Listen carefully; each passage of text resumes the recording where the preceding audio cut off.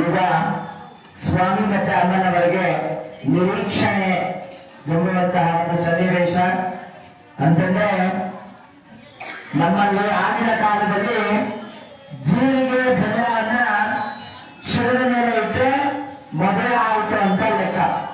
ಆಗಿನ ಕಾಲದಲ್ಲಿ ಮಾಂಗಲ್ಯ ಗೀಗಲ್ಯ ಏನು ಇರ್ತಾ ಇರಲಿಲ್ಲ. ಜೀರಿಗೆ ಬೆಲ್ಲವನ್ನ ತಲೆ ಮೇಲೆ ಇಟ್ಟರೆ ಮದುವೆ ಆಯಿತು ಅಂತ.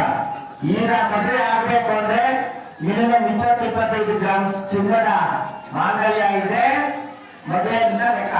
ಈಗ ಸ್ವಾಮಿ ಮತ್ತೆ ಅಮ್ಮನವರಿಗೆ ನಿರೀಕ್ಷಣೆ ಎಂಬ ಒಂದು ಸನ್ನಿವೇಶ ನಡೆಯುತ್ತೆ.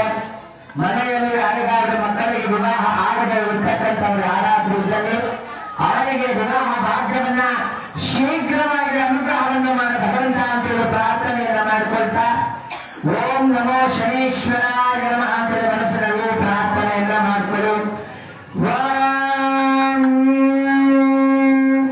ಶನೇಶ್ವರ ಸ್ವಾಮಿ ದೇವತಾಭ್ಯೋ ನಮಃ.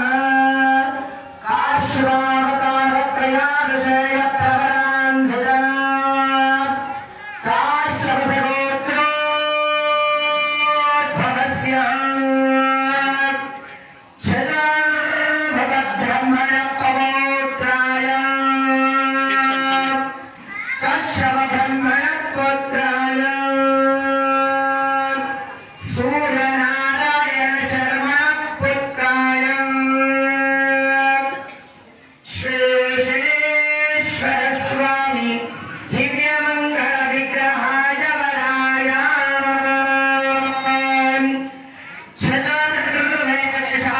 ಚತುರ್ವೇದಶಾಖಾಧ್ಯಾತ್ಮೀ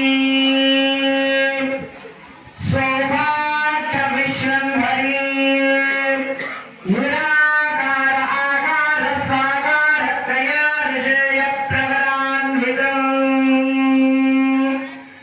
ಸೌಭಾಗ್ಯ ಗೋತ್ರೋದ್ಭವಸ್ಯ ವಿಶ್ವಂಭರ ಶರಣೋ ಧತ್ರೀ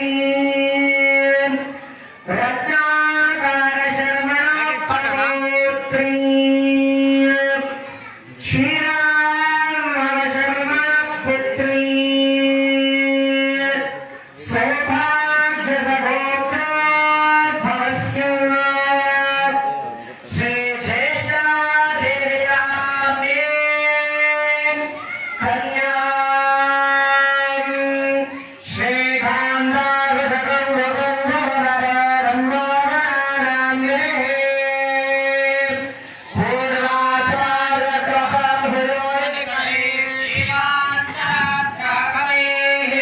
ದುಷ್ಪಕ್ಷೇನ ವಿಭೀಷಣ ಪ್ರವೃತ್ತಿವೇ ದೇವೇ ಸದಾ ಸೇವಿತಃ ಭಾಗಾನ್ನೋ ಭಗವಾನ್ ಪುರಾಣವೃಷ ಕುರ್ಯಾತ್ ಸದಾ ಮಂಗಲಂ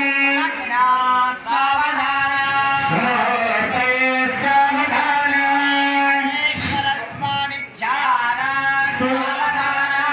ಲಕ್ಷ್ಮೀಯಸ್ಯ ಪರಿಗ್ರಹ ಕಮಲಗೋಸೂರೇ ಗುಣಾತ್ಮಾನುಭಃ ಪೌತ್ರಶ್ಚಂದ್ರ ವಿಭೂಷಣ ಸುರಗುರೋಶೇಷಶ್ಚ ಜಯ್ಯಾಪುನ ಬ್ರಹ್ಮಾಂಡಂ ಮನಮಂದಿರಂ ಸುರಗಣ ಯಸ್ಯ ಪ್ರಭೋ ಸೇವಕ ಸತ್ರೈಲೋಕ್ಯ ಗುಣ